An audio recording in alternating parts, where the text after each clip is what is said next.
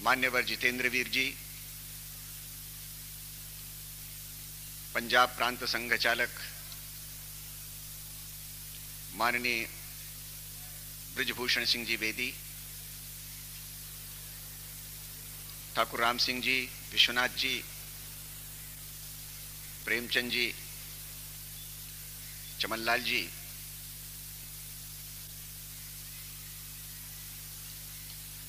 पूज्यपाद संत महात्मा गण,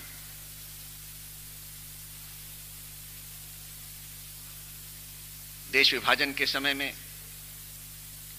जिन्होंने हिंदू समाज की रक्षा में बड़ी प्रमुख भूमिका निभाई, पराक्रम किए, अनेक प्रकार के कष्टों को सहा,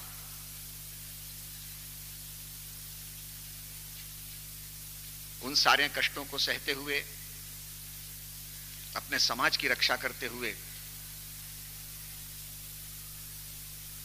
जब तक सभी हिंदू यहां वापस नहीं आ गए तब तक अपने स्थान पर ही बने रहे। कुछ वहीं शहीद हो गए। जो शहीद हो गए उनके परिजन भी आज यहां पर उपस्थित हैं।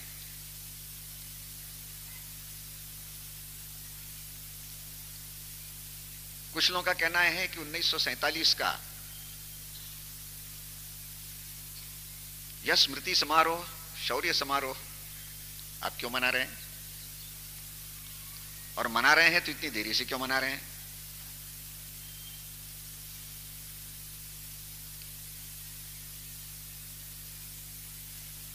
वास्तव में बात ऐसी है कि राष्ट्रीय स्वयंसेवक संघ का स्वभाव ऐसा है कि राष्ट्र के प्रति, समाज के प्रति अपना कर्तव्य करना, उसका डिमडिम नहीं पीटना। किंतु समाज के अंदर एक विचित्र प्रकार की एक परिस्थिति निर्माण हुई। कुछ लोगों ने इस हिंदू समाज के विरोध में एक बहुत ही अपप्रचार चला रखा है, और देश में कुछ भी अगर ऐसी चीज होती है जो वास्तव में राष्ट्र के, समाज के विरोध में है, और उसका प्रतिकार करने के लिए संघ अगर कुछ करता है तो दोष संघ को दिया जाता है, संघ से संबंधित लोगों को दिया जाता है, संघ विचार से अनुप्रेरित संगठनों को दिया जाता है, और एक ऐसा चित्र खींचने का प्रयत्न किया जाता है मानो यह हिंदू समाज एक प्रकार का राक्षस हो गया है जो अन्य मतावलंबियों को, जो आज अपने आप को हिंदू नहीं मानते हैं, उनको इस देश में रहने नहीं देना चाहता, अथवा अगर रहना है तो द्वितीय श्रेणी के नागरिक बन करके रहना पड़ेगा, इस प्रकार की आकांक्षा रखता है। और इसलिए इस प्रकार के समारोह ये समाज के अंदर आपस में मनमुटाव बढ़ाने में कारणीभूत होंगे, और कुछ ने तो यहां तक कहा कि समारोह के ऊपर प्रतिबंध लगा देना चाहिए। दुर्भाग्य की बात है कि इस प्रकार का कहने वाले वो लोग हैं कि जिनको न हिंदू क्या है ये मालूम नहीं, हिंदू धर्म क्या है ये भी मालूम नहीं।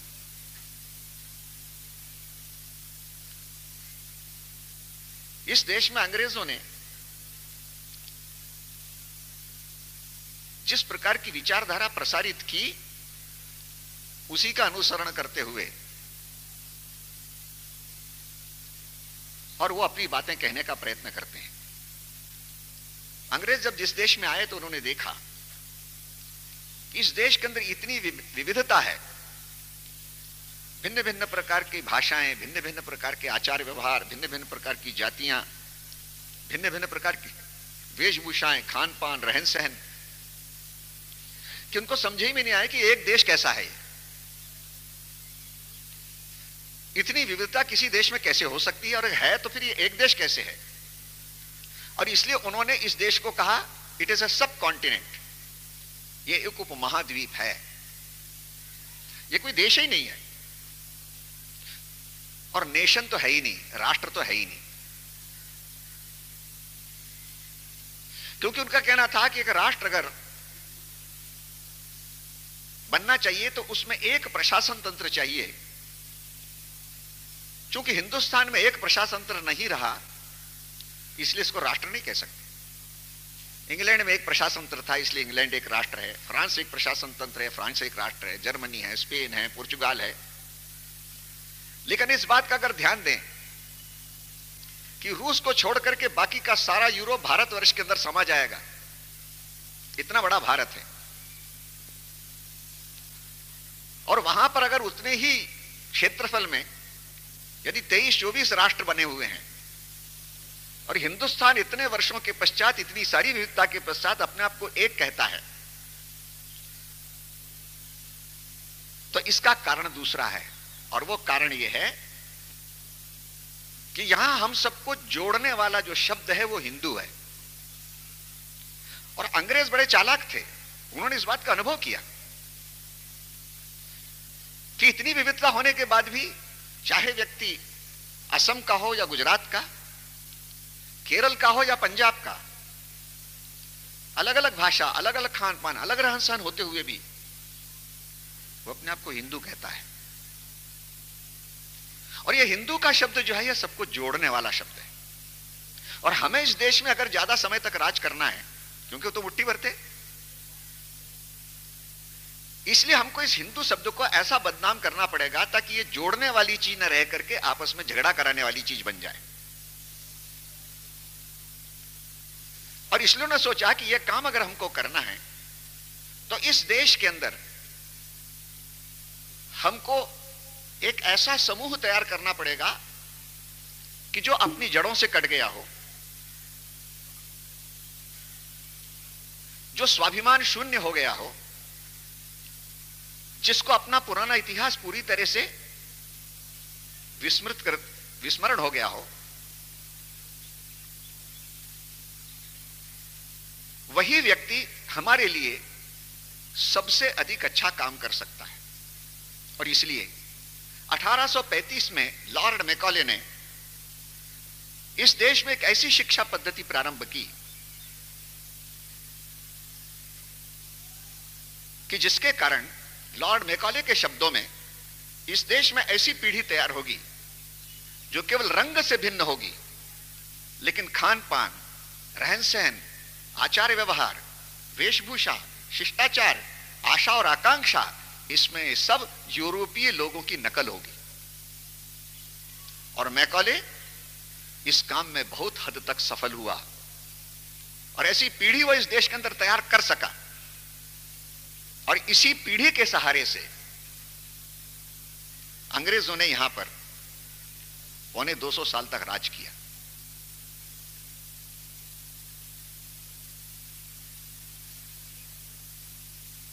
द्वितीय महायुद्ध के पश्चात जब उन्होंने देखा कि नेताजी सुभाष चंद्र बोस के पराक्रम के कारण भारतवर्ष की सेना के अंदर भी अंग्रेजों के खिलाफ विद्रोह की चिंगारी उठ गई है, और जिसके परिणाम स्वरूप 1946 में नौसेना में और वायुसेना के अंदर विद्रोह हो गया, तब अंग्रेजों ने सोचा अब हमारी खैर इसी में है कि हम हिंदुस्तान छोड़कर चले जाएं। लेकिन छोड़कर के जाने के पहले हम कुछ ऐसा कर जाएं जिसके कारण हमारा प्रभाव उसके बाद में भी बना रहे और इंग्लैंड के हितों की रक्षा यहां पर होती रहे। इसके उन्होंने दो काम किए। पहला काम किया, उन्होंने हिंदू मुसलमान के आधार पर इस देश का विभाजन करवा दिया। उन्होंने पहले से ही सोच लिया था कि जब कभी भी हमको इस देश को छोड़ करके जाना होगा तो इस देश को हमको दो हिस्सों में इस प्रकार से बांटना पड़ेगा ताकि आपस में वो सदा सर्वदा झगड़ते रहें। और यह काम करने के लिए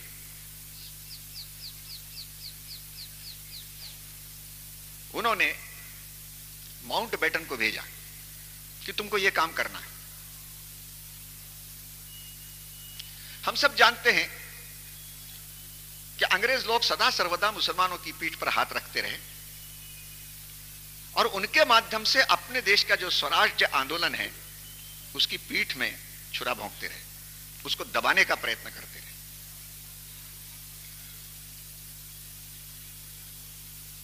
यह जो अपनी जड़ से कटे हुए लोग थे जिनको मैं मैकॉले पुत्र कहता हूं, उनमें अनन्यतम थे पंडित जवाहरलाल नेहरू। पंडित जवाहरलाल नेहरू का शिक्षण जब वो 5 वर्ष की उम्र से थे तब से ही इंग्लैंड में शुरू हुआ था। एक अंग्रेज आया की छत्र छाया में उन्होंने सारी शिक्षा ग्रहण की। वहां की रीति नीति, वहां की सभ्यता, इस सबको उन्होंने स्वीकार कर लिया। यहां तक कि वो अपने आप को अंग्रेज समझने लगे और इसलिए प्रधानमंत्री बनने के बाद अमेरिका के राजदूत जॉन गैलब्रेथ से उन्होंने वार्तालाप में कहा, I am the last Englishman to rule this country. इस देश को प्रशासन करने वाला मैं अंतिम अंग्रेज हूं।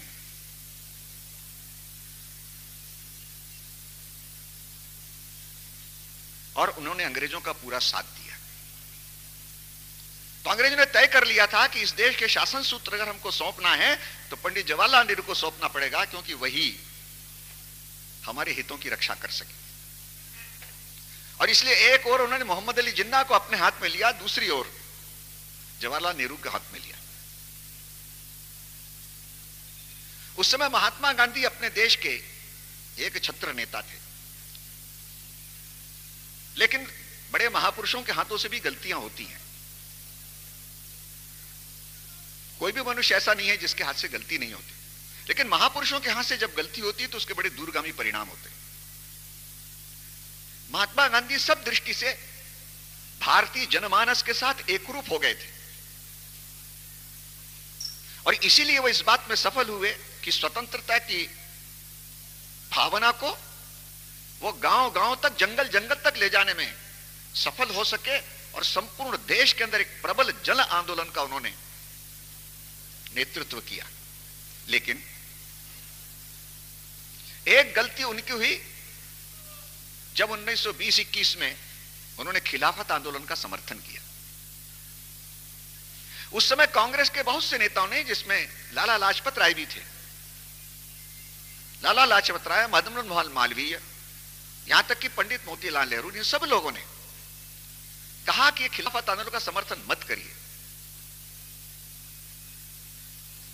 लेकिन गांधी जी को लगा कि खिलाफत आंदोलन का हम समर्थन करेंगे तो मुसलमानों का सहयोग हमको स्वराज्य प्राप्ति आंदोलन के लिए प्राप्त हो जाएगा।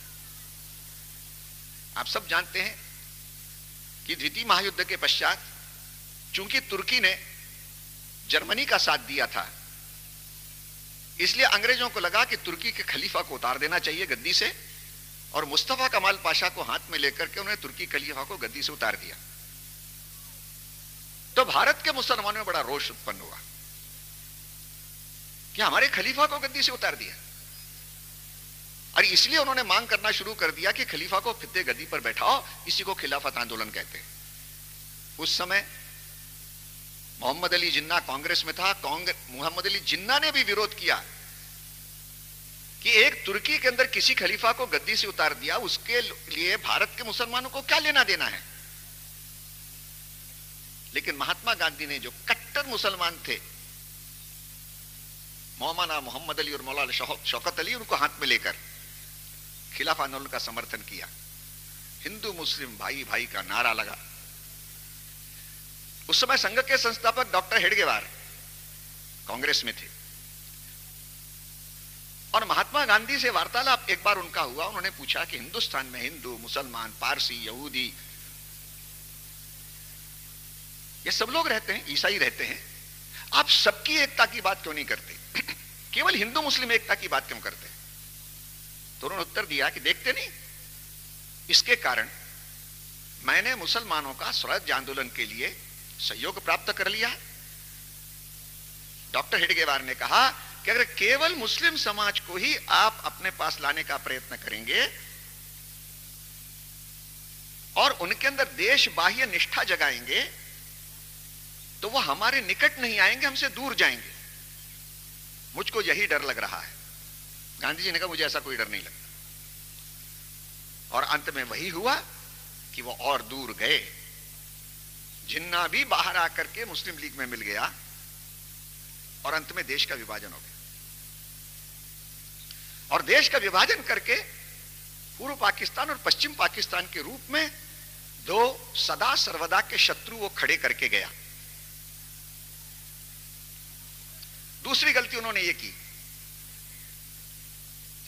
पंडित जवाहरलाल नेहरू को कांग्रेस अपने देश का प्रधानमंत्री बनाया। अंग्रेजों ने सोचा कि हमको अगर सत्ता सौंपनी है तो किसको सौंपना चाहिए। उस समय पर हमारे यहां की धारा सभा थी, लेजिस्लेटिव काउंसिल, उसके जो अध्यक्ष थे वो थे शरद चंद्र बोस, सुभाष चंद्र बोस के बड़े भाई। नियमानुसार उनके हाथ में सत्ता सौंपनी चाहिए थी, लेकिन वो शरद चंद्र बोस को तो सत्ता सौंपना चाहते नहीं थे। तो उन्होंने सोचा कि हम कांग्रेस के अध्यक्ष को सत्ता सौंपेंगे। उस समय कांग्रेस के अध्यक्ष मौलाना आजाद थे, लेकिन उनका कार्यकाल समाप्त हो गया था। महात्मा गांधी ने सारे कांग्रेस कमेटियों से पूछा कि किसको कांग्रेस का अध्यक्ष बनाना चाहिए, जिसको ब्रिटिश लोग अपना सत्ता सौंप दे। तो 15 में से 12 कांग्रेस कमेटियों ने सरदार पटेल का नाम सुझाया, 2 ने डॉक्टर राजेंद्र बाबू का, एक ने आचार्य कृपलानी का। नेहरू जी का किसी ने नाम नहीं सुझाया। किंतु उस समय पर गांधी जी ने नेहरू जी के प्रति पक्षपात किया और सरदार पटेल को कहा कि तुम प्रधानमंत्री मत बनो, नेहरू को बन जाने दो। सरदार पटेल मान गए। राजा जी ने भी उस समय नेहरू जी का समर्थन कर दिया। बाद में 1962 में राजा जी ने कहा मैंने बहुत बड़ी भूल की, अगर उस समय सरदार पटेल को देश का प्रधानमंत्री बनाते तो देश का इतिहास भिन्न प्रकार का होता, अधिक तेजस्वी और गौरवशाली होता। लेकिन पंडित जवाहरलाल नेहरू को बनाया, और पंडित जवाहरलाल नेहरू एडविना माउंटबेटन के कारण माउंटबेटन के कब्जे में आ गए, और इसलिए अंग्रेजों को जो जो कुछ कराना था वो उनके माध्यम से कराया। आज देश के अंदर जितनी समस्याएं हैं, उन सारी समस्याओं का मूल अगर आप खोजने के लिए जाएंगे तो उस मूल के अंदर पंडित जवाहरलाल नेहरू मिल जाएंगे। देश के विभाजन की समस्या जब उनसे पूछा गया आगे चलकर, लियोनार्ड मोस्ले नाम के उनके एक चरित्रकार ने जब उनसे पूछा कि आप लोगों ने विभाजन क्यों स्वीकार किया, तो उन्होंने कहा क्या करें, चारों तरफ दंगे हो रहे थे, खून खराबा हो रहा था, आगजनी हो रही थी, किसी ने विभाजन का प्रस्ताव सुझाया और हमने उसको स्वीकार कर लिया। अरे देश का नेतृत्व कर रहे हो। पहले कहा था कि पाकिस्तान का विचार करना it is a fantastic nonsense. Gandhi ji ने कहा था कि देश का विभाजन मेरी लाश पर होगा, लेकिन उन्होंने जाकर के स्वीकार कर लिया। क्यों? उस समय पर मुस्लिम लीग ने देश भर में दंगे कराए और उनको मालूम था कि हमारे यहाँ का नेतृत्व ये इतना ढीला है कि वो इस मारकाट से और खून खराबे से डरेगा और पाकिस्तान हमको मिल जाए। इसमें अंग्रेजों की तो उनको सहायता थी ही, मुस्लिम लीग को, और इसलिए देश भर में उन्होंने दंगे कराए, मारामारी की, हजारों लोगों को मारा,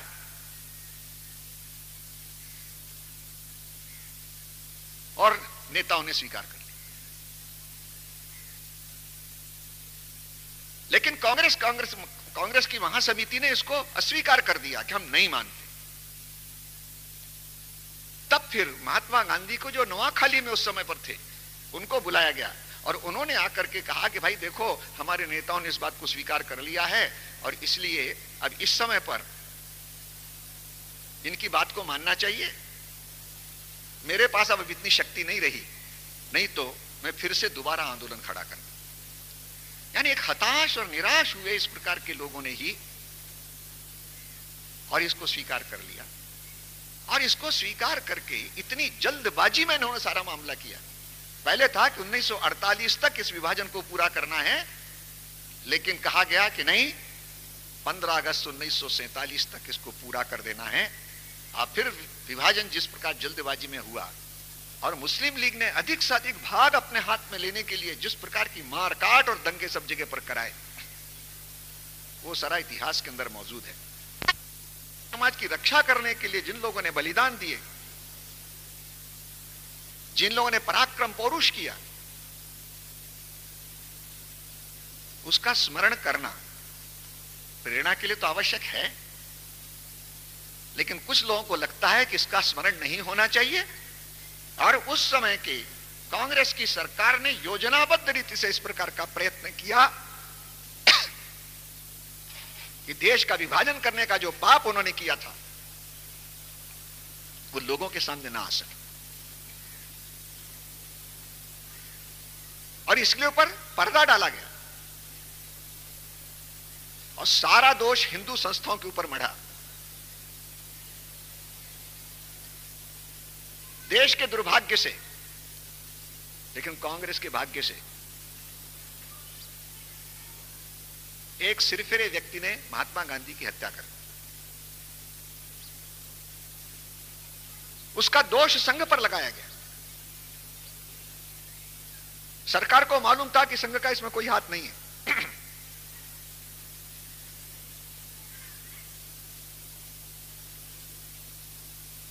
30 जनवरी को उनकी हत्या हुई है। 4 जनवरी पर संघ का प्रतिबंध लगा। श्री गुरुजी को गिरफ्तार करके नागपुर में गिरफ्तार किया गया और गिरफ्तार करके उनको जेल में रखा गया। उनसे पूछताछ करने के लिए डीआईजी पहुंचा तो उसने पूछा कि भाई गुरुजी बहुत खराब हुआ है, आप बताइए किसके बारे में आप क्या जानते हैं। तो उन्होंने कहा कि हम तुमको क्यों बताएंगे, मुझे जो कुछ बताना होगा मैं अदालत में बताऊंगा, और ध्यान रखना अदालत में पंडित जवाहरलाल नेहरू और सरदार पटेल को भी मैं खींचूंगा। यह खबर जब वहां पर पहुंची तो उनके ऊपर धारा 302, 304, 305, 307 जो भी धाराएं लगती हैं वो सारी धाराएं हटा दी गई और उनको निवारक नजरबंदी अधिनियम के अंदर गिरफ्तार कर लिया गया। सरकार को उसी समय मालूम था कि संघ का कोई हाथ नहीं है। बाद में 25 फरवरी को नेहरू जी ने चिट्ठी लिखी कि संघ के लोगों के ऊपर ठीक तरह से कार्रवाई नहीं हो रही है और महात्मा गांधी की हत्या में जो षड्यंत्र रचा गया है उसमें संघ का हाथ अभी तक क्यों नहीं सिद्ध किया जा सका। तो सरदार पटेल ने उसका उत्तर 27 फरवरी को देखते हुए कहा कि मैं प्रतिदिन इसकी जांच कर रहा हूं, सारे लोगों से पूछताछ कर रहा हूं, लेकिन अभी तक ऐसा एक भी उदाहरण मिला नहीं जब जिसमें यह सिद्ध हो सके कि संघ का महात्मा गांधी की हत्या में कोई हाथ था। वो सारे पत्र प्रकाशित हैं। फिर भी संघ पर प्रतिबंध लगाया गया और देश भर के अंदर संघ के खिलाफ इतना जबरदस्त घृणा का प्रचार उस समय पर किया गया। सैनिकों के ऊपर अत्याचार किए गए, उनके घर जलाए गए, अनेक स्थानों पर महिलाओं के साथ दुर्व्यवहार किया गया। संघ को उसके बाद में सत्याग्रह करना पड़ा। सत्याग्रह करके फिर से हम संघ पर से प्रतिबंध हटा, लेकिन तब से लेकर के संघ के खिलाफ एक निरंतर प्रचार चलता आ रहा। और उस प्रचार का सबसे बड़ा कारण कि अंग्रेजों ने हमारे यहां के इन मैकॉले पुत्रों के दिमाग के अंदर जो बात भर दी थी कि हिंदू एक संप्रदाय है, इसलिए हिंदू समाज का संगठन करना यह सांप्रदायिकता है। अब इन लोगों के अंदर एक दूसरे लोग भी जुड़ गए जो है मार्क्स पुत्र। तो मार्क्स के विचारधारा का अनुगमन करने वाले इन लोगों ने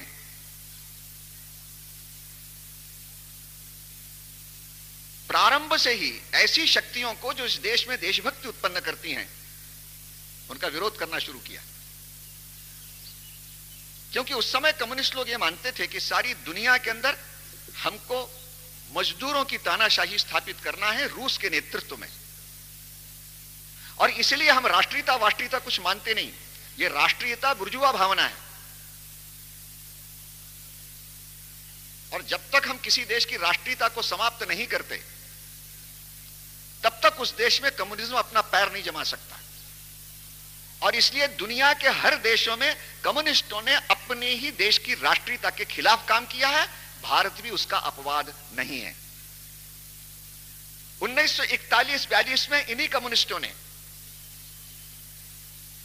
मुस्लिम लीग के पाकिस्तान प्रस्ताव का समर्थन किया था।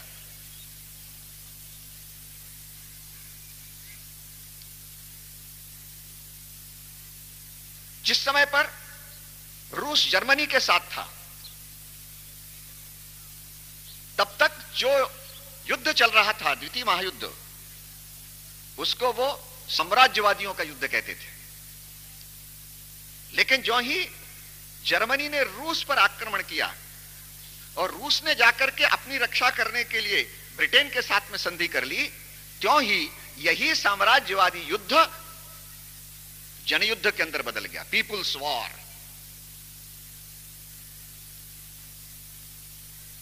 और इन्हीं सारे लोगों ने, जो पहले गांधी जी को साम्राज्यवाद का दलाल कहते थे, जो ही रूस अंग्रेजों के साथ हुआ, क्यों ही इन्होंने अंग्रेजों की सहायता करना प्रारंभ कर दी।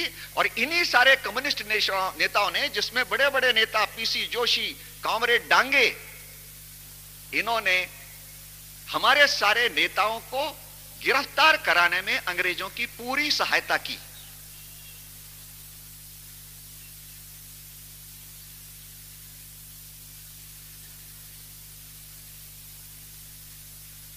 और उसी समय पर उन्होंने नेताजी सुभाष चंद्र बोस को तोजो का कुत्ता कहा था। अब वो माफी मांग रहे हैं कि हमारी भूल हो गई। ये बड़े देशभक्त थे। क्यों? क्योंकि चारों तरफ इस समय पर जब हिंदुत्व है, उभर रहा है, हिंदू समाज उभर रहा है, जाग रहा है, तब उनको लगता है कि हमको अपनी गद्दी अगर बचानी है तो हमको भी कुछ ना कुछ इस प्रकार का बोलना पड़ेगा। अभी मैं बंगाल के प्रवास से आ रहा हूं, वहां पर भी इसी प्रकार की बात कही गई और यह कहा गया कि गुजरात के दंगाबाजों को स्वामी विवेकानंद और नेताजी सुभाष चंद्र बोस का नाम लेने का कोई अधिकार नहीं। जिन्होंने उनको तोजो का कुत्ता कहा, केवल माफी मांग लेने से उनको तो अधिकार मिल गया, और हम छुटपन से जिन सुभाष चंद्र बोस का, जिन स्वामी विवेकानंद के नाम का केवल स्मरण नहीं, उनके पदचिन्हों पर चलते आए हैं। और जिन सुभाष चंद्र बोस ने के साथ डॉक्टर हेडगेवार प्रत्यक्ष जाकर के उनको कलकत्ता में तब मिले थे जब वो मेयर थे, और केवल 5 मिनट का समय दिया था, 45 मिनट तक उन्होंने बातचीत की, और संघ के कार्य के वो प्रशंसक थे। हमको उनका नाम लेने का अधिकार नहीं है। जो लोग भी इस समय पर संघ के खिलाफ बोलते हैं, वो सब इसी प्रकार के लोग हैं जो या तो मैकॉले पुत्र हैं, या मार्क्स पुत्र, या उनके सहयोगी। उनको हिंदुत्व का उभार बिल्कुल पसंद नहीं आ रहा। क्यों? हिंदुत्व इस देश की राष्ट्रीयता है। अंग्रेजों ने कह दिया कि हिंदू तो एक संप्रदाय है। दुनिया का कोई देश ऐसा नहीं होगा कि जिस देश के अंदर का जो बहुमत है वो उस देश का संप्रदाय हो। और सबसे बड़ी बात है कि हिंदू शब्द कभी भी किसी एक संप्रदाय विशेष के लिए या किसी पंथ विशेष के लिए प्रयुक्त हुआ ही नहीं है। 2500 साल पहले ईरान में शिलालेख प्राप्त हुआ है, सम्राट दारावहु के समय में, उनको अंग्रेजी में डेरियस कहते हैं, जिसके अंदर इस देश के लोगों के लिए हिंदू शब्द का प्रयोग किया। इस देश के रहने वालों के लिए हिंदू शब्द का प्रयोग हुआ है, और आज भी इस देश के रहने वालों के लिए ही हिंदू शब्द का प्रयोग होता है। मुसलमान जब हज करने के लिए मक्का जाता है तो वहां के लोग उसको हिंदू कहते हैं। मौलाना अब्दुल्ला बुखारी 46-47 में, जिस समय 76-77 में जब हज करने के लिए गए थे, तो वहां के एक मौलवी ने उससे पूछा, आप हिंदू हैं? तो बड़े घबराए। उन्होंने कहा, नहीं नहीं, मैं तो मुसलमान हूं। कहां से आए हैं? हिंदुस्तान से आया हूं। तो क्या हिंदू नहीं हुए? बोले, हिंदुस्तान से आने वाला सब हिंदू होता है। हाँ, तुर्की से आने वाला तुर्क होता है, मिस्र से आने वाला मिस्री होता है, रूस से आने वाला रूसी, चीन से आने वाला चीनी, हिंदुस्तान से आने वाला हिंदू।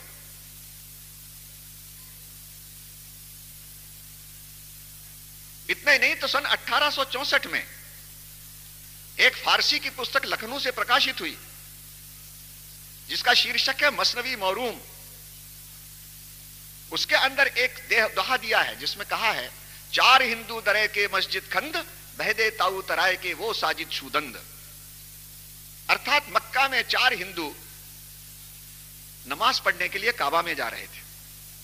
अब हिंदू का अगर यह अर्थ है जो आज लिया जा रहा है, तो हिंदू नमाज पढ़ने क्यों जाएगा?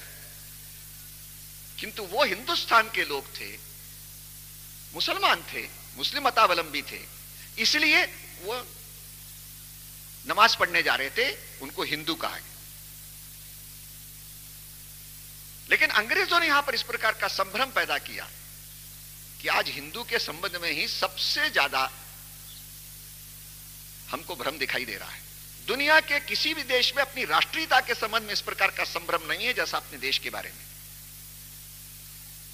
लेकिन संघ के पिछले 78 वर्षों के प्रयास से आज जब समाज के अंदर एक जागृति आ रही है, उस जागृति के परिणाम स्वरूप अनेक लोग घबरा रहे हैं,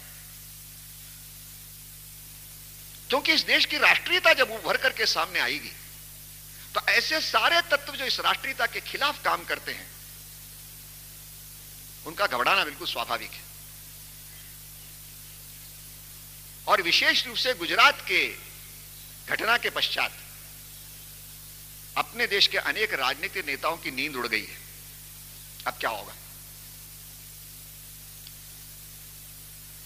क्योंकि गुजरात में उन्होंने हिंदू समाज को बदनाम करने का जितना भी प्रयत्न हो सकता था वो सारा प्रयत्न किया। बदनाम केवल यहां नहीं किया, सारी दुनिया के अंदर बदनाम किया। राजनीतिक नेताओं ने किया, अपने देश के प्रिंट और इलेक्ट्रॉनिक मीडिया में भी बहुत से लोगों ने इसी प्रकार का काम किया। आप व्यवहार देखें जरा। 11 सितंबर को न्यूयॉर्क के अंदर वर्ल्ड ट्रेड सेंटर और पेंटागन के ऊपर आक्रमण होता है, लेकिन ना तो वहां के समाचार पत्र और ना का मीडिया एक भी व्यक्ति की लाश नहीं दिखाता, उसका चित्र नहीं दिखाता। सहायता के कार्य दिखाते हैं, लेकिन कोई लाश उन्होंने दिखाई नहीं। क्यों? उनको मालूम था कि यह राष्ट्रीय आपत्ति है। किसी ने प्रेसिडेंट बुश से इस्तीफे की बात नहीं कही। यह वो देश है कि जहां पर एक राष्ट्रीयता का प्रबल भाव रहता है। लेकिन हमारे यहां सारी दुनिया में अपने देश को ही नंगा करने का प्रयत्न किया है।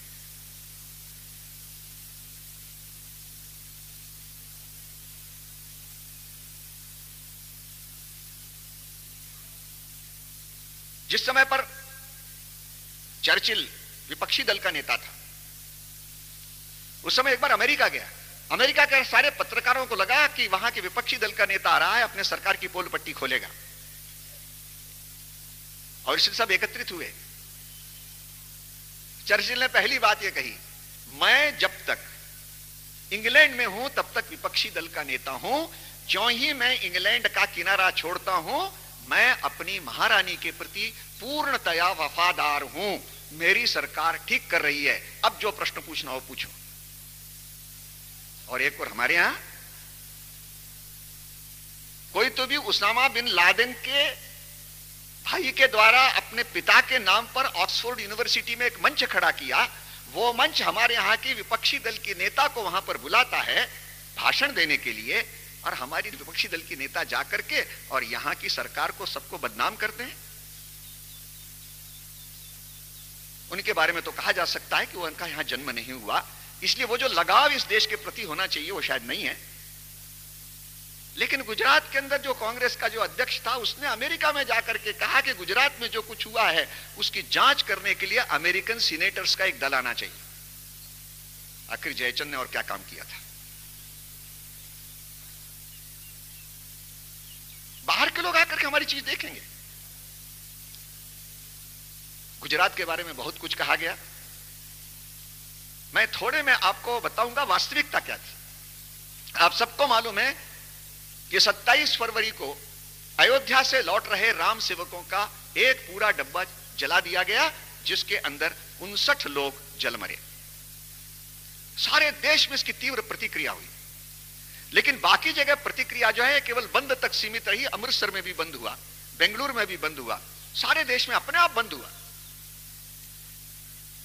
लेकिन चूंकि वो सब गुजरात के लोग थे और जिस बर्बरता से उनको जलाया गया था, उसके कारण गुजरात में रोष सबसे ज्यादा हुआ। और दूसरे दिन 28 फरवरी को जिस समय जली हुई लाशें वहां पर पहुंची, उसको देख करके लोग भड़क गए और सारा हिंदू समाज उठ खड़ा हुआ। जाति, पंथ, भाषा, सामाजिक स्तर, राजनीतिक प्रतिबद्धता, इस सबसे ऊपर उठ करके सारा हिंदू समाज 15-15, 20-20 हजार की संख्या में निकल पड़ा रास्ते में प्रतिशोध लेने के लिए।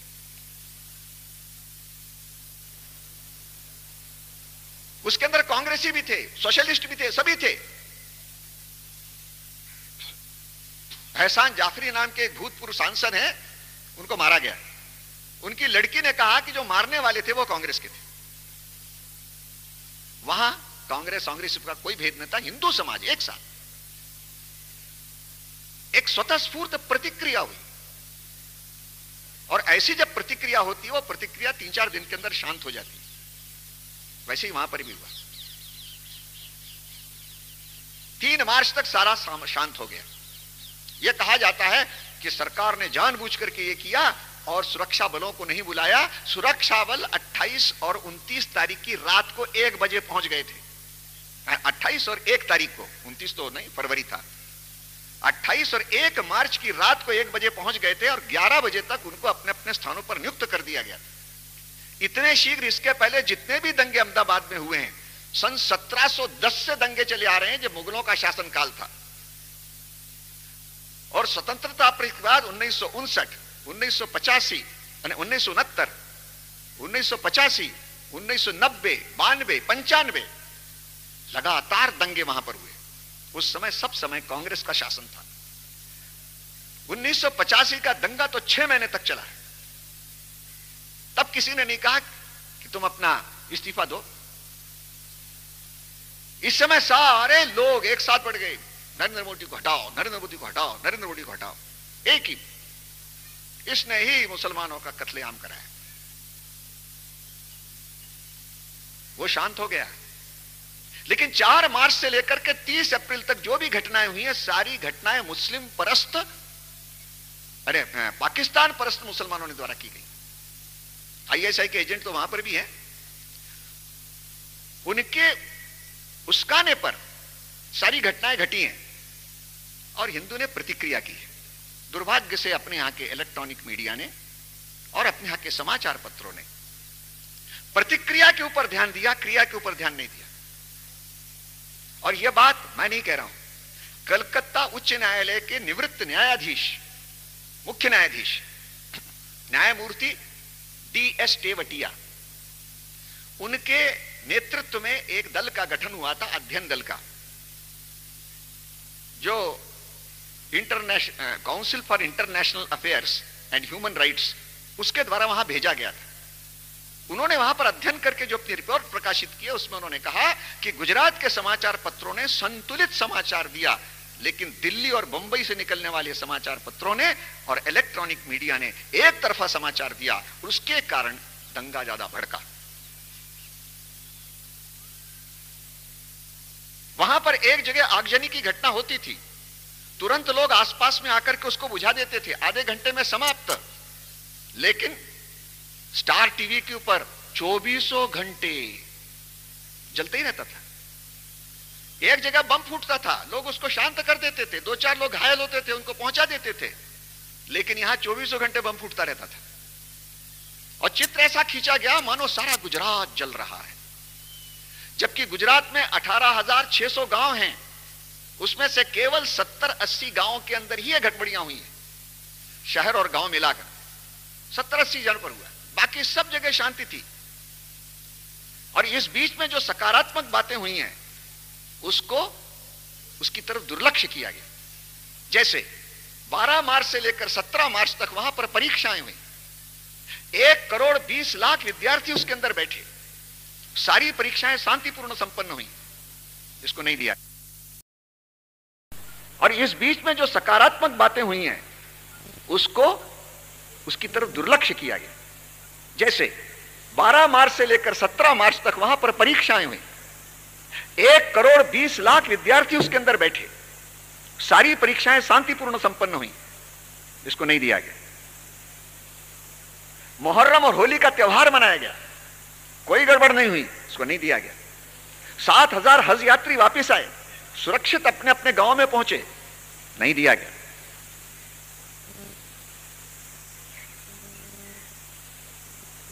तो जो सकारात्मक बातें थी वो नहीं दी, केवल प्रतिक्रिया देते रहे और ऐसा दिखाते रहे जैसे मानो हिंदू राक्षस बन गया है, राक्षस बनकर के मुसलमानों का कत्लेआम कर रहा है। 1000 लोग मारे गए, उसमें 400 हिंदू भी थे, 600 मुसलमान थे। कैंप दोनों के थे, मुसलमानों के थे, हिंदुओं के थे, लेकिन ये सारे लोग जाकर केवल मुसलमानों के कैंप का चित्र लेते थे और वहां पर रोते बिलखते इस प्रकार के सारे लोगों को और दिखाते थे। हिंदुओं के कैंप में कोई नहीं गया, उनसे किसी ने जाकर के बातचीत नहीं की। ये एक तरफा यह जो प्रचार यह जानबूझ करके किया गया। क्यों? आज अनेक इस प्रकार के समाचार पत्र हैं दिल्ली और बंबई से निकलने वाले, जिनको विदेशों से पैसा मिलता है।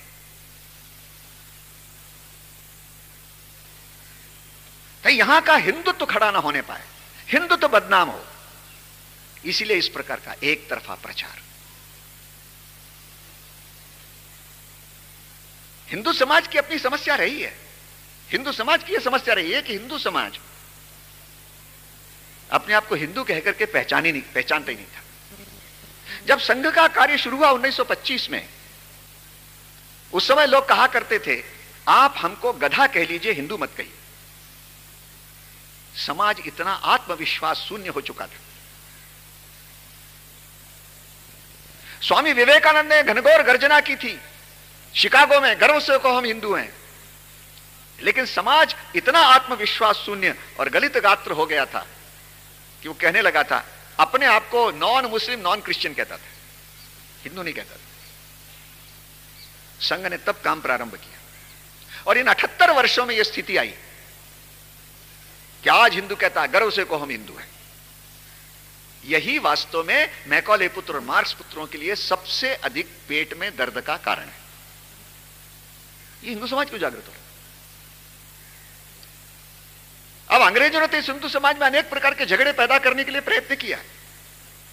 उन्होंने ऐसे सारे सिद्धांत गढ़े कि जिनके कारण यह हिंदू समाज आपस में लड़े और टूटे।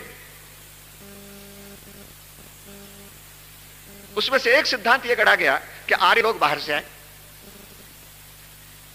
उस समय यहां द्रविड़ लोग राज्य कर रहे थे, उनको मारपीट करके दक्षिण में खदेड़ दिया और सारे देश पर कब्जा कर लिया। ये द्रविड़ लोग भी यहां के मूल निवासी नहीं थे, ये तो कहीं मध्य यहां सुमेरिया से आए थे। उन्होंने यहां के जो मूल निवासी थे आदिवासी, उनको मारपीट करके जंगलों में खदेड़ दिया, पहाड़ों में खदेड़ दिया, या कुछ लोगों को अपना गुलाम बना लिया। जिनको गुलाम बना लिया वो आज के दलित हैं और बाकी जिनको खदेड़ दिया वो आदिवासी हैं। अब यह सिद्धांत, इसका कोई आधार नहीं है। अनेक विद्वानों ने उसको पूरी तरह से गलत सिद्ध कर दिया है,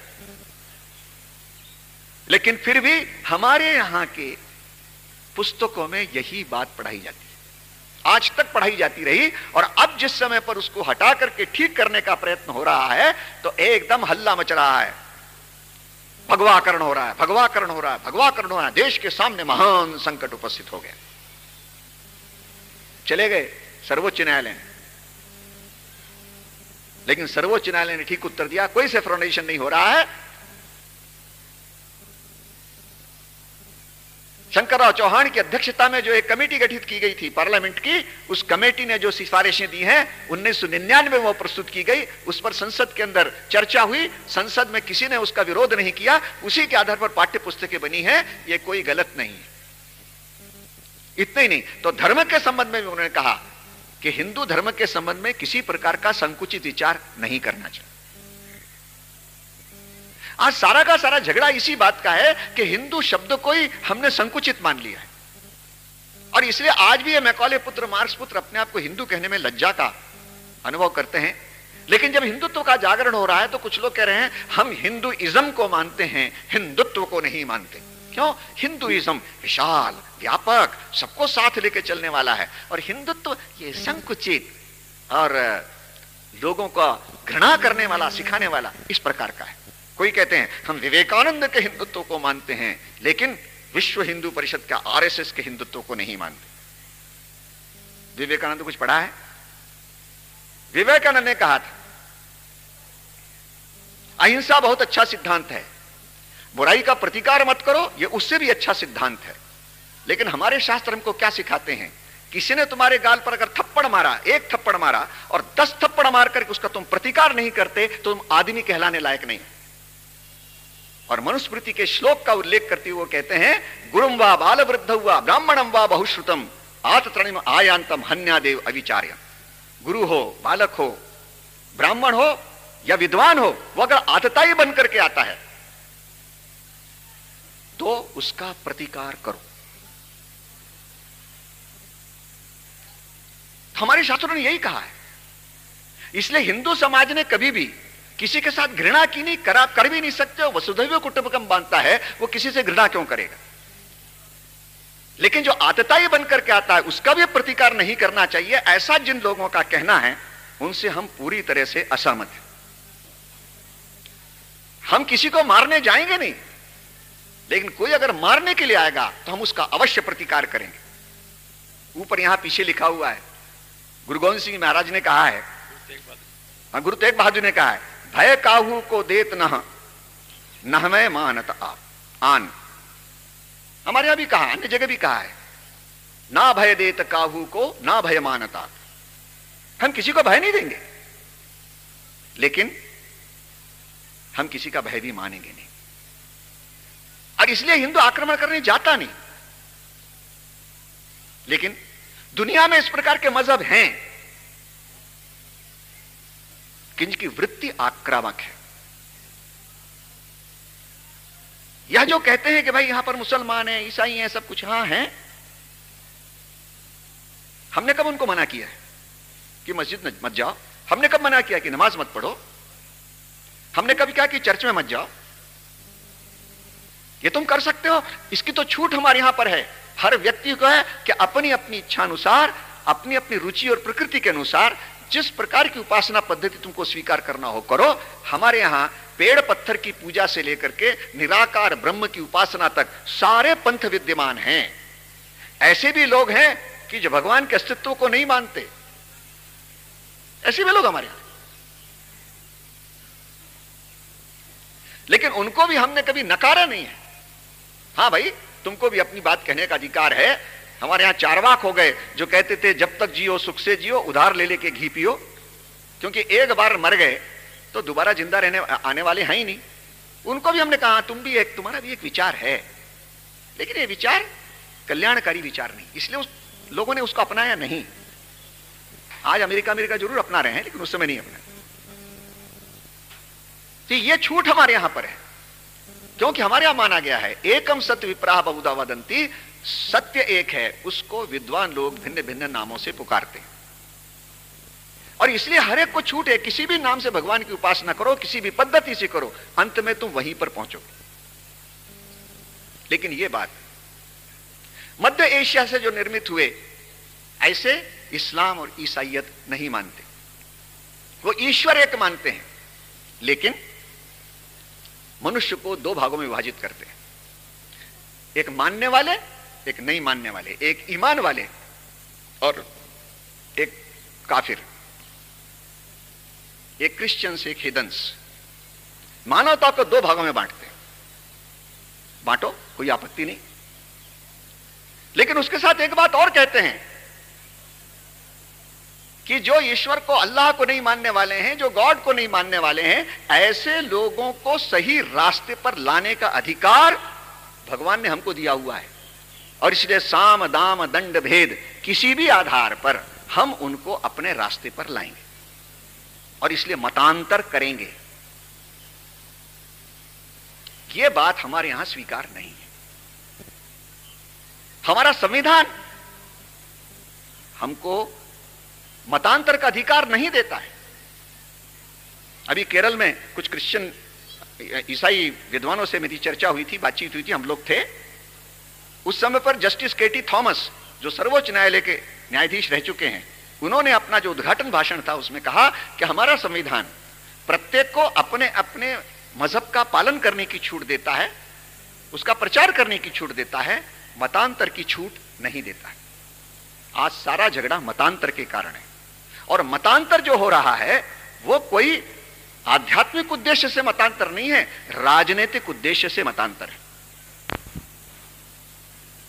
और यह बात उन्होंने छिपाई नहीं है, अपने ग्रंथों के अंदर स्पष्ट रूप से कहा है कि जब हम किसी भी देश के साथ कोई सैनिक संधि करते हैं तो उसके कारण केवल दो सरकारों के बीच में संबंध होता है, लेकिन दो देशों की जनता के बीच में संबंध नहीं होता, और इसलिए उस देश की जो राष्ट्रीय भावनाएं हैं उनके उभार को हम रोक नहीं पाते। इसलिए पश्चिमी राष्ट्र ईसाई चर्च से ये अपेक्षा करते हैं कि वे उस देश के लोगों का मनोवैज्ञानिक संबंध हमारे साथ में जोड़े। इसका मतलब ईसाई मिशनरी लोग जो ईसाई बनाते हैं उसका उद्देश्य है कि यहां के लोगों का मनोवैज्ञानिक संबंध और पश्चिम के लोगों के साथ में जोड़ देना, और इसलिए जो आदमी ईसाई बनता है या मुसलमान बनता है वो अपने पूर्वजों से कट जाता है,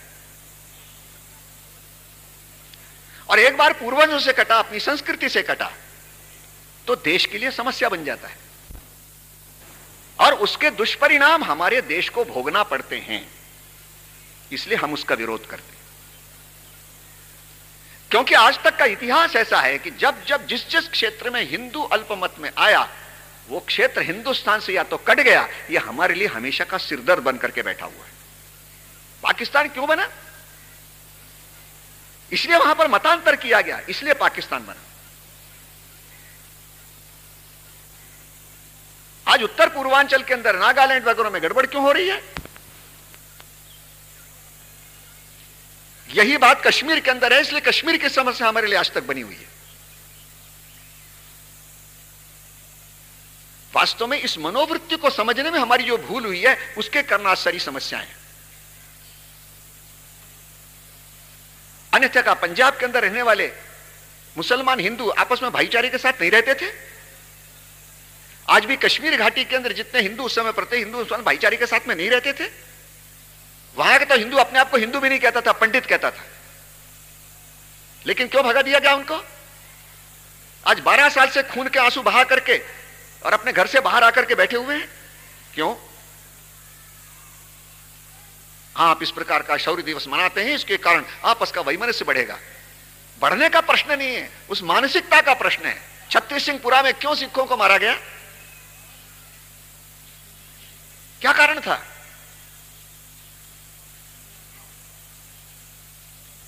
और आज भी सिखों का मतांतर क्यों हो रहा है? 4 साल पहले जब रुद्रपुर गया था तब पता लगा था सिखों का पूरा गांव ईसाई बन गया है। मुझे आश्चर्य हुआ कि जो गुरु ग्रंथ साहब को पढ़ते हैं वो ईसाई कैसे हो सकते हैं।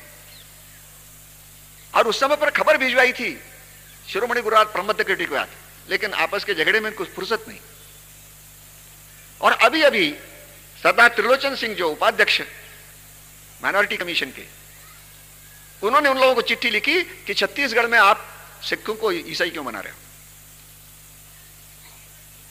उसका कारण यह है कि दोनों ही इस प्रकार की जो विचारधाराएं हैं ये सारी दुनिया के अंदर अपने मजहब को फैलाना चाहती हैं। पोप महोदय हमारे देश में आए थे, यहां पर एशिया के बिशपों की एक सम्मेलन हुआ। हमने उनको सम्मेलन करने के लिए यहां पर स्थान दिया। चीन ने अपने यहां स्थान नहीं दिया, ताइवान ने अपने यहां स्थान नहीं दिया, लंका ने अपने यहां स्थान नहीं दिया, हमने दिया। और यहां करके उन्होंने क्या कहा? उन्होंने कहा कि पहली सहस्राब्दी में हमने सारे यूरोप को ईसाइयत के अंतर्गत लाया, दूसरी सहस्राब्दी में हमने अमेरिका और अफ्रीका को में क्रॉस गाड़ा, अब तीसरी सहस्राब्दी में हमको भारत और सारी एशिया को ईसाइयत के अंतर्गत लाना है। ये हमारे देश में आकर हमारी छाती में खड़ा होकर के बोल करके गए।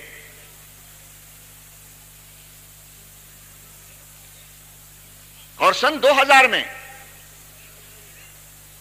संयुक्त राष्ट्र संघ के तत्वावधान में न्यूयॉर्क में दुनिया भर के जितने विभिन्न मतपंथ संप्रदाय हैं उनके प्रतिनिधियों का 4 दिन का सम्मेलन हुआ, जिसमें 1100 प्रतिनिधि विभिन्न मतपंथ संप्रदाय के दुनिया भर के वहां एकत्रित हुए थे। 4 दिन के विचार विमर्श के पश्चात उन्होंने निर्णय किया, निश्चय किया कि जितने विभिन्न प्रकार के मजहब हैं ये सब ईश्वर प्राप्ति के अलग अलग रास्ते हैं, और इसलिए सब सच हैं, मजहब के आधार पर खून खराबा नहीं होना चाहिए। लेकिन वहां उन्होंने प्रस्ताव किया, उस पर 1100 लोगों ने दस्तखत किए, तुरंत यहां वेटिकन से 36 पृष्ठों की एक पुस्तिका प्रकाशित हुई, डोमिनो आइसस। उस पुस्तिका के अंदर 3 बातें कही गई। पहली बात कही है कि दुनिया का कोई भी मजहब रोमन कैथोलिक मजहब के बराबरी का नहीं है, और जो लोग अन्य मजहबों को रोमन कैथोलिक की बराबरी का बताते हैं वो सहिष्णुता की सीमा लांघ रहे हैं। They are crossing the limits of tolerance.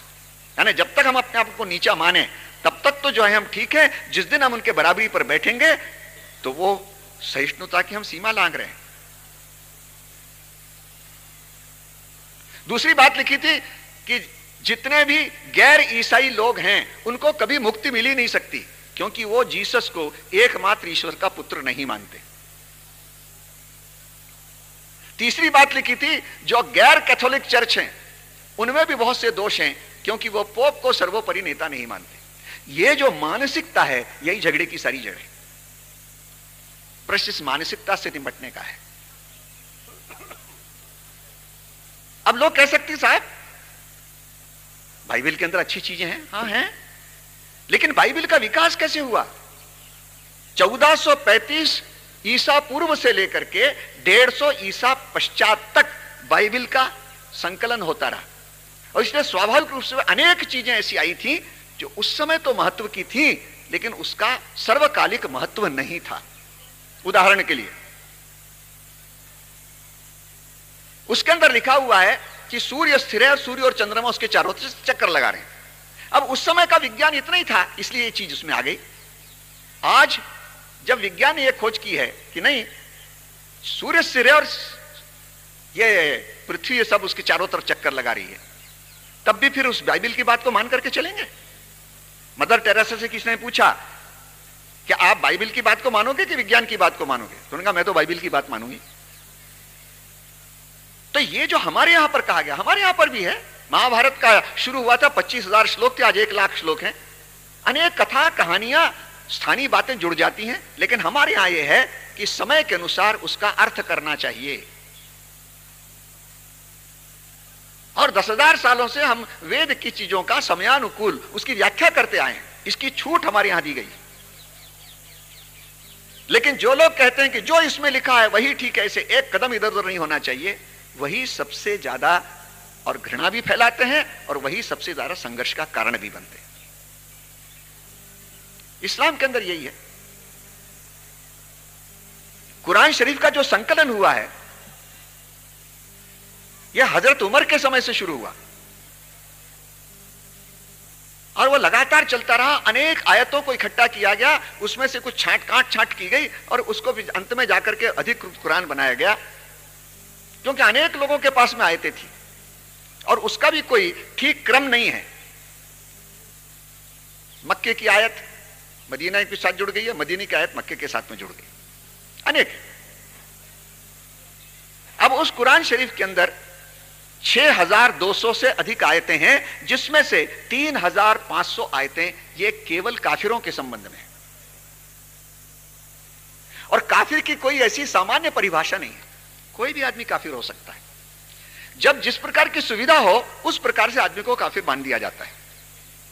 आज पाकिस्तान में, बाजू में तो है, जिसको इस्लाम का स्वर्ग कहा गया, जिसको इस्लामिक राष्ट्र माना गया है, वहां पर शिया लोगों की क्या हालत है? नमाज पढ़ते पढ़ते भूंज दिया जाता है।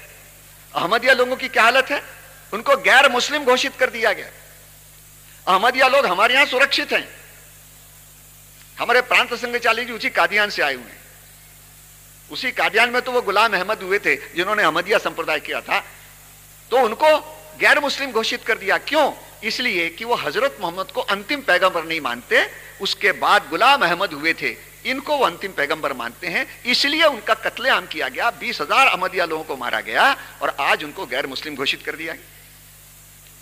ये जाने दीजिए सुन्नी सुन्नी लोगों में कितना झगड़ा है। हमारे यहां के अख्तर खान अजहरी बरेली के, वो जब हज करने के लिए गए तो उनको गिरफ्तार कर लिया। 8 दिन उनको जेल में रखा। पूछते थे भैया मैं तो यहां हज करने आया हूं, मैंने कोई डकैती की नहीं, डाका डाला नहीं, मारा नहीं, पीटा नहीं, क्या बात है। अंत में एक कागज पे कहा इस पे दस्तखत करो। कागज जब पढ़ा तो उसने कहा मैं बरेलवी धर्म को मानता हूं। बरेलवी नाम का तो कोई मजहब नहीं है, मैं तो सुन्नी मुसलमान हूं, मैं इस पर दस्तखत नहीं करूंगा। नहीं करोगे तो छूटोगे नहीं। तो ने कहा, तो फिर खूब बहस हुई। अंत में उस पर टिप्पणी लिख दी कि मैं सुन्नी मुसलमान हूं, हजरत मोहम्मद को अंतिम पैगंबर मानता हूं, चारों खलीफाओं में विश्वास करता हूं। और दस्तखत किए, हथकड़ी पहना के उनको वहां पर लाया गया हवाई अड्डे पर। और वहां लाने के पश्चात हवाई हथकड़ी पहने पहने उन्होंने दोपहर की नमाज अदा की और हिंदुस्तान भेज दिया। लेकिन वो समझ गए हिंदुस्तान में सुन्नी लोगों में दो प्रकार के फिरके हैं। एक का नेतृत्व बरेली के मौलवी करते हैं, उनको बरेलवी कहते हैं, और एक का नेतृत्व देवबंद के मौलवी करते हैं, उनको देवबंदी कहते हैं। बरेली के मौलवियों का कहना यह है कि अल्लाह से अगर कुछ मांगना हो तो हजरत मोहम्मद के माध्यम से मांगना चाहिए। तो ए मेरे रसूल, अल्लाह से मुझको ये चीज दिला दे। देवबंद के लोगों का कहना है देने वाला जब अल्लाह है, तुम हजरत मोहम्मद को बीच में क्यों ला रहे हो? इसका मतलब तुम अल्लाह का एक साझेदार तैयार कर रहे हो। और इसलिए देवबंद के मौन में लिख दिया कि काफिर आ रहा है, इसको घुसने मत देना। अब इतनी जरा जरा सी बात के ऊपर अगर मान लो किसी को काफिर घोषित किया जा सकता है, तो उस अवस्था में हम लोगों के साथ में तो कोई मेल ही नहीं है, हमारी कोई चीज उनके साथ में मिलती नहीं है। और इसलिए जिस समय देश का विभाजन हुआ, यहां जितने बैठे हुए लोग हैं इन सबको मालूम है कि आपस में मुसलमानों के साथ कैसे अच्छे संबंध थे, एक दिन के अंदर बदल गए। क्यों? एक बार जुनून जब सवार हो जाता है फिर सब भूल जाते हैं। पूजनीय गुरु जी एक घटना सुनाते थे कि एक जगह पर केवल एक परिवार था, सारा गांव मुसलमान का था। वो जो परिवार था हिंदू का, उन्होंने मुसलमानों के हित के लिए बहुत काम किया था।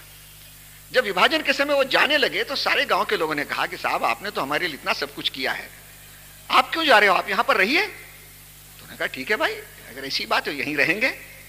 लेकिन वही मुसलमान 4 दिन के बाद आए, उन्होंने कहा कि उस दिन हम आए थे आपसे कह रहे थे कि यहीं रहिए, आज हम कह रहे हैं कि आप यहां से चले जाइए। बोले क्यों? उन्होंने कहा कि आपने हमारे लिए इतना सब कुछ किया ठीक है, लेकिन चारों तरफ जो जुनून भड़क रहा है, वो जुनून कब हमारे सिर पर सवार हो जाएगा और हम कब आपको मारने के लिए आ जाएंगे, इसलिए आप अभी चले जाइए। ये जो जुनून सवार होता है, ये वास्तव में चिंता का विषय है। हम जब बात करते हैं तो ये मुसलमान की बात नहीं करते या ईसाई की बात नहीं करते, सब समाज में अच्छे लोग हैं। आप 10 प्रकार के उदाहरण दे सकते हो कि मुसलमानों ने किया, 10 प्रकार के हम उदाहरण दे सकते हैं कि हमने मुसलमानों के साथ क्या व्यवहार किया।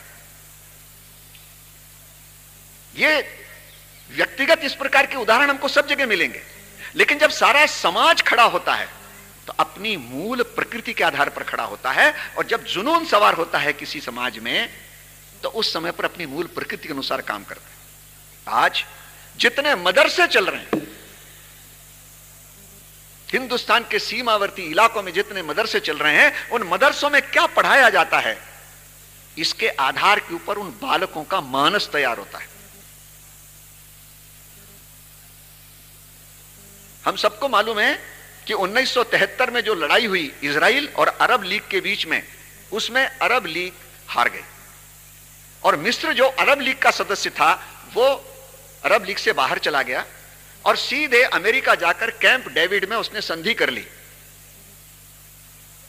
इजराइल के साथ। 1981 में जब इजराइल के प्रधानमंत्री बेगिन इजिप्ट के दौरे पर गए और वहां के अध्यक्ष अनवर सादत से बात की, तो अनवर सादत ने कहा कि भाई इजराइल और इजिप्ट के बीच में और आपस में दोस्ताना बढ़ना चाहिए।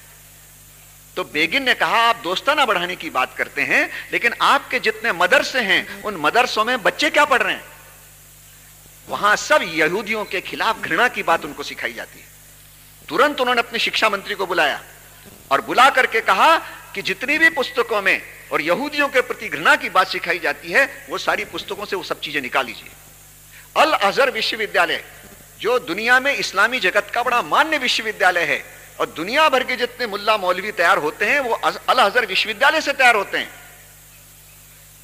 वो पहले स्वतंत्र स्वायत्त शासी विश्वविद्यालय था, अब उसको सरकार ने पूरा ले लिया और लेकर के जितनी पाठ्य पुस्तकों में दूसरों के प्रति घृणा बताई थी वो सारी पाठ्य पुस्तकें निकाल दी, और जो पाठ्य पुस्तकें चल रही हैं उसमें यहूदियों के प्रति, ईसाइयों के प्रति या अन्य मतावलंबियों के प्रति जितने घृणा की चीजें वो सब निकाल दी। और यही चीज ट्यूनीशिया के अंदर, और एक जैतूनिया नाम की यूनिवर्सिटी है, जैतूना, जहां 2000 बच्चे पढ़ते हैं, वो सब अफ्रीका से आते हैं।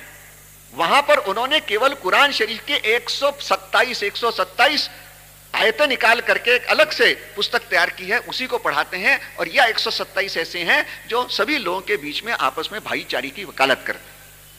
उसका परिणाम यह है कि जो बच्चे वहां से पढ़कर के निकलते हैं उनकी मानसिकता बदल जाती है। एक माली का एक विद्यार्थी आया था, उसने कहा कि मैं जब यहां आया था मैं सोचता था केवल इस्लाम सही है, बाकी सब गलत है। यहां आने के बाद पता लगा कि नहीं, दुनिया के अंदर अन्य भी मजहब हैं जो सत्य हैं। एक आइवरी कोस्ट का विद्यार्थी वहां पर आया था, उसने कहा कि यहां आने के पश्चात मेरी सोच में बदल हो गया है। ये जो लोग और फारस की खाड़ी के देशों से सीख करके आते हैं उससे और हमारी सोच में बड़ा भिन्नता है। वहां तो सीख करके आते हैं कि अच्छा मुसलमान बनना हो तो भाई लंबी दाढ़ी रखना चाहिए, जितनी लंबी दाढ़ी होगी उतने अच्छे मुसलमान बनोगे। लेकिन हमारे यहां सिखाया जाता है कि अपने दिमाग का उपयोग करना चाहिए। यह जो परिवर्तन सोच में आया है, अपना कहना यह है, यह परिवर्तन में बदल आना चाहिए।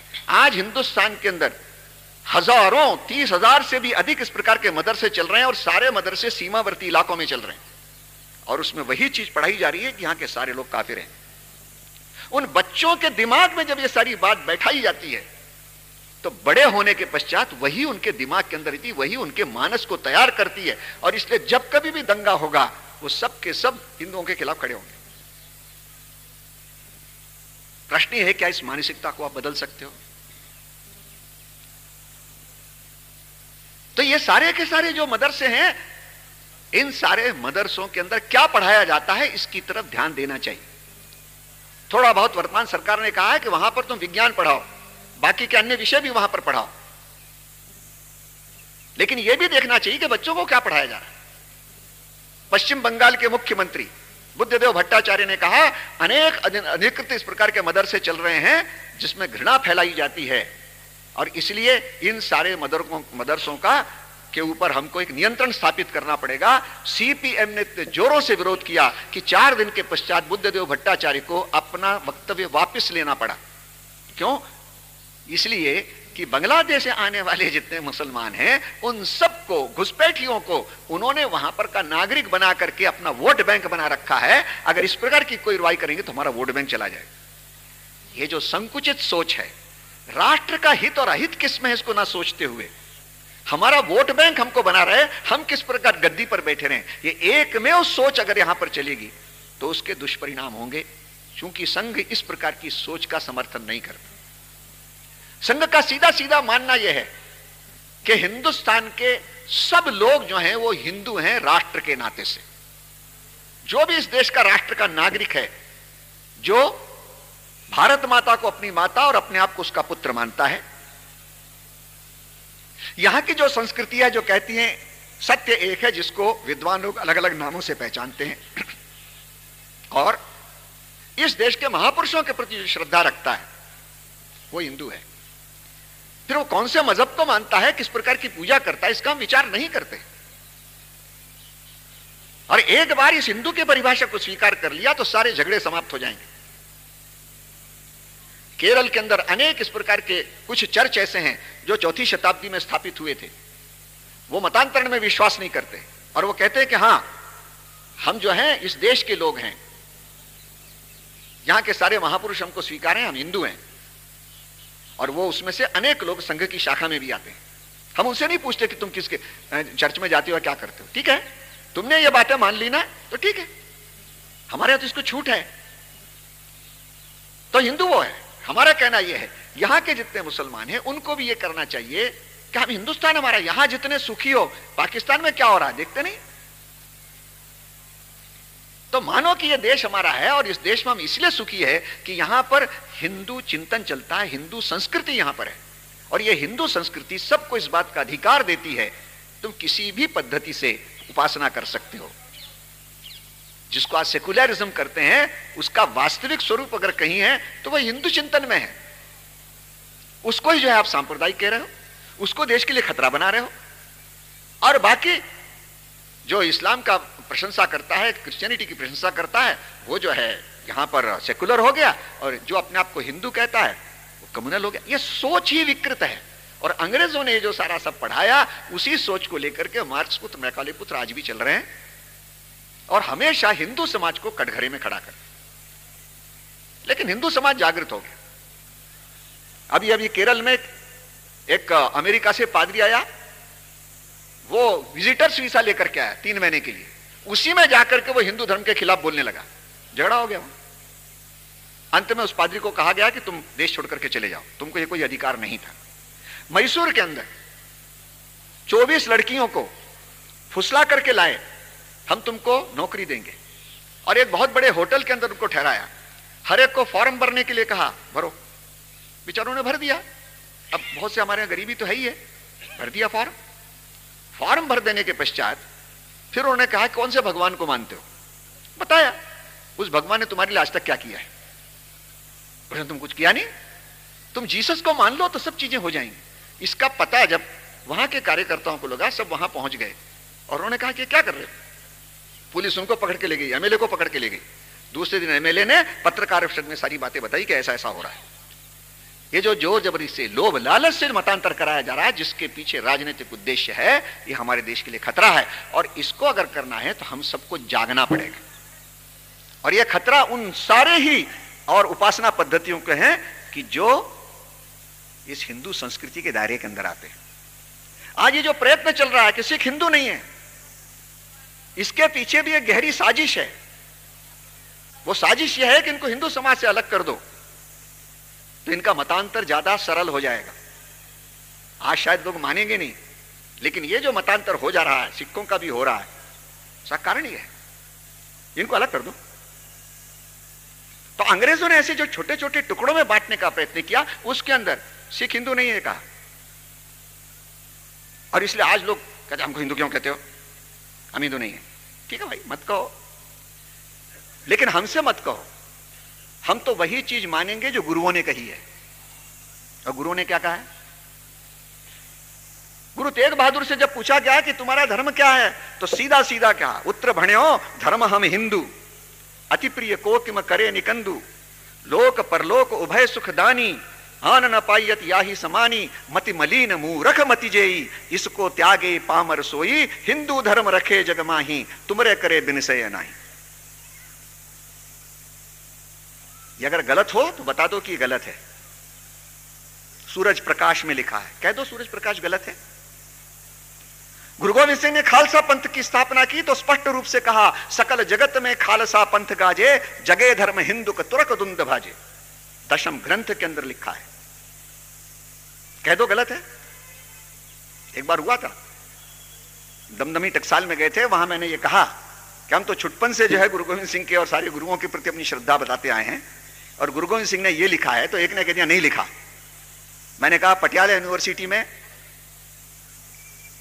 भगवान सिंह के संपादकत्व में जो दशम ग्रंथ की पोथी प्रकाशित हुई है, उसमें वार उग्र दंती में यह है। अब भगवान सिंह जो थे एक काहन सिंह नाभा के लड़के थे, तब किस सब चुप हो गए। तो ये जो कहा जाता है बार बार, यही वास्तव में गलत है। और इसलिए यह जो प्रचार किया जाता है कि ये अगर इस प्रकार के शौर्य दिवस का अगर करेंगे तो लोगों के अंदर यह फैलेगा।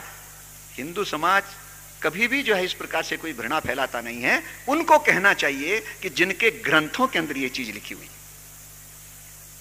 और जिसका आधार लेकर के वो घृणा फैलाते।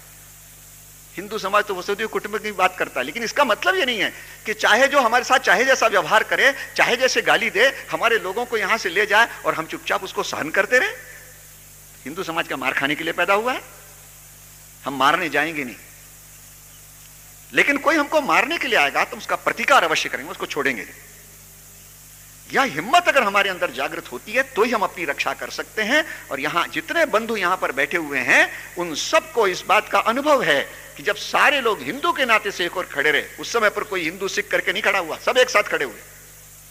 और सब ने एक साथ प्रतिकार किया, इसलिए अनेक लोगों को बचा करके ला सके। लेकिन चूंकि हमारे नेताओं ने देश का विभाजन कर दिया था, इसलिए सबको यहां पर चले आना पड़ा। तो इसलिए उस मनोवृत्ति की तरफ हमको ध्यान देना चाहिए, जो मनोवृत्ति इस प्रकार के समाजों को परिचालित करती। कुछ लोग कहते साहब इस्लाम के अंदर बहुत अच्छी बातें हैं, उसका सौम्य स्वरूप। ने कहा ठीक है, हम भी मानते हैं कि इस्लाम का बड़ा सौम्य स्वरूप है, और कुछ मुल्ला मौलवी इस प्रकार के होते हैं जो बहुत अच्छा उसका ये करते हैं। हमारे मौलाना वहीदुद्दीन खान है, वो बहुत अच्छा उसका वर्णन विश्लेषण करते हैं। लेकिन हमारा कहना यह है कि हम इस्लाम का कौन सा स्वरूप माने। मौलाना वहीदुद्दीन खान जिस प्रकार का स्वरूप प्रस्तुत करते उसको माने, कि उसामा बिन लादेन जिस प्रकार का स्वरूप प्रस्तुत करते उसको हम माने, तालिबान की बात माने, या अलकायदा की बात माने। आज सारी दुनिया के अंदर आतंकवाद इसी के बलबूते पर हो रहा है। तो आप कौन सा स्वरूप आप मानने के लिए कह रहे हैं हमको? दुनिया को जो स्वरूप दिखाई दे रहा है वो आतंकवाद का स्वरूप है। आपके अंदर जो अच्छा सोच करने वाले लोग, मेरे साथ कई लोगों का पत्र व्यवहार हुआ, साहब इस्लाम तो ऐसा नहीं है। मान लिया नहीं है, लेकिन आप सारे मुस्लिम समाज को समझा करके खड़ा करो ना। उनको तो जो है सारे मुल्ला मौलवी इस प्रकार की उल्टी बात पढ़ाएंगे, और आप कुछ अच्छे लोग जो हैं वो केवल मात्र इस्लाम का बड़ा भला चेहरा सामने लाएंगे। इससे कैसे काम बनेगा? कुल मिलाकर के सारा समाज किस दिशा में सोच रहा है, इसकी चिंता हमको करना है। तो इस नाते से इस प्रकार का परिवर्तन मुस्लिम समाज में भी इस प्रकार का नेतृत्व खड़ा होना चाहिए, ईसाई समाज में भी इस प्रकार का नेतृत्व खड़ा होना चाहिए, जो इस बात को कहे कि हां इतिहास है, इतिहास में बहुत सी चीजें हुई हैं, हमारे ग्रंथों में बहुत सी चीजें लिखी हैं, लेकिन उसमें कुछ चीजें जो हैं वो शाश्वत हैं, सब समय के लिए हैं। कुछ चीजें जो हैं वो कुछ समय के लिए। और इस नाते से चूंकि ये जो संकट है ये आज भी मंडरा रहे हैं, सारी दुनिया में मंडरा है। आतंकवाद सारी दुनिया में आज एक समस्या बनकर के खड़ा हुआ है। बड़े बड़े देशों को जो है सब प्रकार से उनकी कारण चिंता पैदा हो गई है। अपने देश में तो आतंकवाद पिछले अनेक वर्षों से चल रहा है, हम भोग रहे हैं, कश्मीर में भोग रहे हैं, देश के अन्य स्थानों पर भोग रहे हैं, बम विस्फोट हो रहे हैं, सारी चीजें हो रही कहीं, और गुजरात के अंदर बम विस्फोट होता है, अक्षरधाम में बम विस्फोट होता है। ये सारी चीजें क्यों हो रही? क्यों? वही मानसिकता है, और जब तक ये मानसिकता रहेगी तब तक इससे हमको मुक्ति नहीं मिल सकती। और यह मानसिकता अगर बदलना है तो इस देश का है जो राष्ट्रीय समाज हिंदू समाज है, इस हिंदू समाज को संगठित होना पड़ेगा। अंग्रेजों ने जब माइनॉरिटी मेजॉरिटी की बात कही, यह भी गलत है। 24 दिसंबर को दिल्ली में इस प्रकार का एक ईद मिलन का कार्यक्रम हुआ। हमारे एक मित्र हैं मुजफ्फर हुसैन, और उनकी पत्नी है नफीसा, जो और विमेंस कमीशन के सदस्य हैं। इन लोगों ने मिलकर के ईद मिलन का कार्यक्रम किया, उसमें काफी लोगों को बुलाया। वहां पर मौलाना जमील इलियासी, जो अखिल भारतीय इमाम संघ के संगठन के अध्यक्ष हैं, उनसे मेरी बात हुई। मैंने उनसे कहा क्या आप मुसलमानों को माइनॉरिटी क्यों मानते हैं? माइनॉरिटी तो वो होता है जो दूसरे देश से आकर के बसता है। इंग्लैंड के अंदर जो मुसलमान बसा है वो हिंदुस्तान से गया है, पाकिस्तान से गया है, बांग्लादेश से गया है, अरब देशों से गया है, तो वो वहां का मूल निवासी नहीं है, इसलिए वहां वो माइनॉरिटी हो सकता है। यहां से हिंदू जाकर के जो इंग्लैंड में बसा है वो माइनॉरिटी हो सकता है, लेकिन भारत का मुसलमान और भारत का ईसाई ये तो बाहर से नहीं आया, मुट्ठी भर शुरू के लोग आए होंगे, बाकी सब तो यही है, उनके बाप दादे वही हैं, उनको माइनॉरिटी क्यों कहते हो? और हमारा सिख समाज है, उसको भी हम माइनॉरिटी क्यों कहते हैं? सिख समाज में क्या केवल केशधारी आते हैं? रहतनामे में गुरु महाराज ने कहा है, गुरु गोविंद सिंह जी ने, 3 प्रकार मम सिख हैं, सहजी चरणी खंड। 3 प्रकार मम सिख हैं, सहजी चरणी खंड। जो सहजधारी हैं वो भी सिख हैं, जो चरणों की सेवा करते हैं वो भी सिख हैं, और जो खंडा धारण करके समाज की रक्षा करते हैं वो भी सिख हैं। सिख तो सब हैं, हां जिन्होंने पाहुल छका है वो खालसा हैं, और इसलिए खालसा पंथ गाजे जगे धर्म हिंदू कैसा कर। खालसा को पंथ का, हिंदू को धर्म का। तो उस नाते से हम सब लोग सिख हैं, सारा हिंदू समाज सिख है, और सारे सिख हिंदू हैं। यह जो अंग्रेजों ने भ्रम फैला करके रखा है, इस भ्रम में से हम अगर बाहर निकलेंगे तो निश्चित रूप से अपना देश अधिक मजबूत होगा, अधिक सशक्त होगा, जिसकी आज आवश्यकता है, क्योंकि आज देश में अनेक प्रकार के संकट छाए हुए। और इसलिए उस समय की जो आज याद दिलाई जा रही है कि 47 में कैसा हुआ था, इसी प्रकार की स्थिति फिर से आ सकती है। और यह स्थिति केवल हिंदुस्तान में नहीं आएगी, सारी दुनिया में भी आएगी, आ रही है। आज ईसाई जगत और मुस्लिम जगत आपस में लड़ने पर उतारू हैं। प्रेसिडेंट बुश इस बात पर तुले हुए हैं कि इराक को जो है करना, प्रेसिडेंट बुश का स्वार्थ है इराक का तेल पर कब्जा करना, लेकिन वो कह रहे हैं और कहते हैं कि हम वहां पर अणु बम का भी प्रयोग कर सकते हैं। और इधर पाकिस्तान कह रहा है कि हम हिंदुस्तान के ऊपर, आपने जरा भी अपनी रेखा पार की तो हम अणु बम का प्रयोग करेंगे, बोल रहा है। और अणु बम का प्रयोग होगा तो पहला निशाना कौन होगा? अमृतसर। हम सोचें कि क्या परिस्थिति है। और इसलिए अंग्रेजों ने जिस प्रकार के संभ्रम फैला करके रखे हैं, उस सारे संभ्रम से बाहर आकर के हिंदू शब्द इस देश की राष्ट्रीयता का द्योतक शब्द है। हम सब हिंदू हैं। इसमें अलग अलग प्रकार के लोग अलग अलग प्रकार की उपासना पद्धतियों को मानने की सबको स्वतंत्रता दी गई है। इसलिए पंथ अनेक हैं, लेकिन राष्ट्रीयता के नाते से हम सब हिंदू हैं। यह हिंदू राष्ट्र है और हम सब एक होकर के, और अगर आज राष्ट्र के लिए काम करते हैं तो निश्चित रूप से हम दुनिया का सबसे बड़ा राष्ट्र, सबसे शक्तिशाली राष्ट्र बना सकेंगे। और यह भविष्य आ रहा है। देश विभाजित रहेगा तो दुनिया में अपनी भूमिका निभा नहीं सकेगा। इसलिए चाहे जिस पद्धति से हो, देश का विभाजन समाप्त होना ही चाहिए, और वो समाप्त होगा। एक ही वाक्य बोल करके अपनी बात समाप्त करता हूं। ये स्वामी विवेकानंद ने कहा था कि जब 1836 में स्वामी रामकृष्ण परमहंस का जन्म हुआ, तब युग परिवर्तन की प्रक्रिया शुरू हो गई। और ऋषि अरविंद ने कहा था युग संधि का काल 175 साल का है। आप 1836 में 175 जोड़ दीजिए तो 2011 आता है। 2011 से भारत का भाग्य सूर्य दुनिया में चमकना शुरू करेगा और संपूर्ण विश्व का नेतृत्व करने का दायित्व भारत के ऊपर आने वाला है। ये ठीक है, यहां पर बैठे हुए हम में से कुछ लोग, अनेक लोग ऐसे हैं जो शायद 2011 देखने के लिए न रहें, लेकिन सारी नई पीढ़ी वो 2011 देखेगी, जब अपना हिंदू धर्म संपूर्ण दुनिया के अंदर लोगों को नया रास्ता दिखाएगा, नया मार्ग दिखाएगा। इसलिए अंग्रेजों के द्वारा फैलाए हुए भ्रमजाल में से बाहर आकर के हम अपने सही स्वरूप को पहचाने, हम अपने को ही पहचाने, आत्मशक्ति का निश्चय ठाने, पड़ी हुई झूठी शिकार को सिंह नहीं जाते हैं खाने, एक हाथ में सृजन दूसरे में प्रलय लिए चलते हैं, सभी कीर्ति ज्वाला में जलते, हम अंधियारे में जलते हैं, आंखों में वैभव के सपने, पग में तूफानों की गति हो, राष्ट्र सिंधु का ज्वार न रुकता, आए जिस जिसकी हिम्मत हो। ये जानकारी अच्छी लगी हो तो ईश्वर लाल प्रचारक चैनल को लाइक, शेयर, कमेंट, सब्सक्राइब कर अपनी राष्ट्रभक्ति का परिचय दें।